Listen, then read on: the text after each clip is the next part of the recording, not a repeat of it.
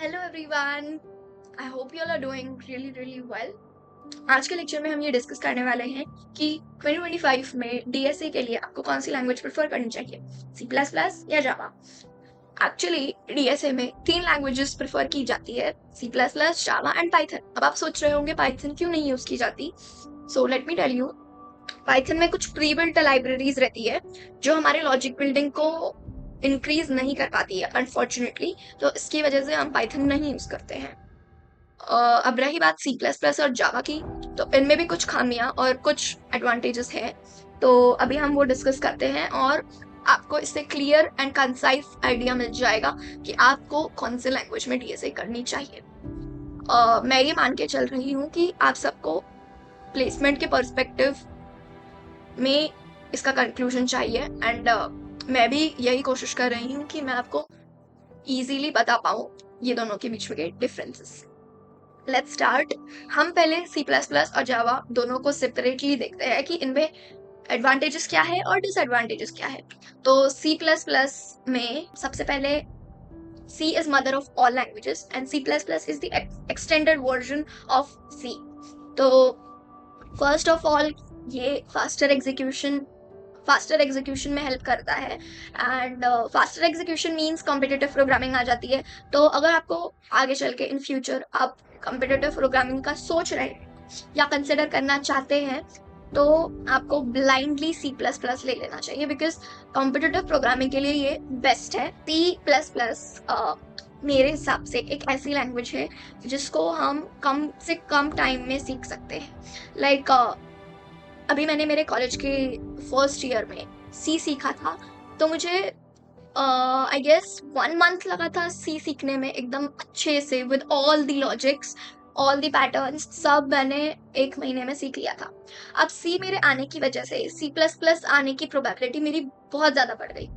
तो और मैंने ज़्यादा कुछ फर्क भी नहीं देखा सी और सी प्लस प्लस में। C plus plus is one of the easiest language to learn at this time.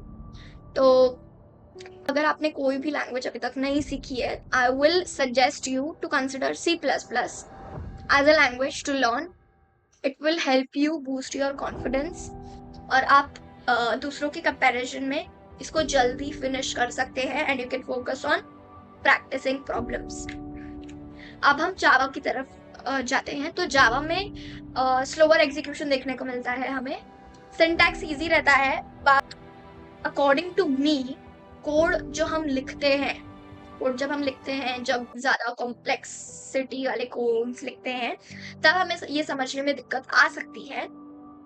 लेकिन अगर आपको कॉम्प्लेक्स चीज़ें पसंद है या फिर आपको लार्ज एप्लीकेशंस, आपको ऐसा लग रहा है कि लार्ज एप्लीकेशंस आप आगे चल के कर रहे होंगे, तो you can consider Java for your DSA.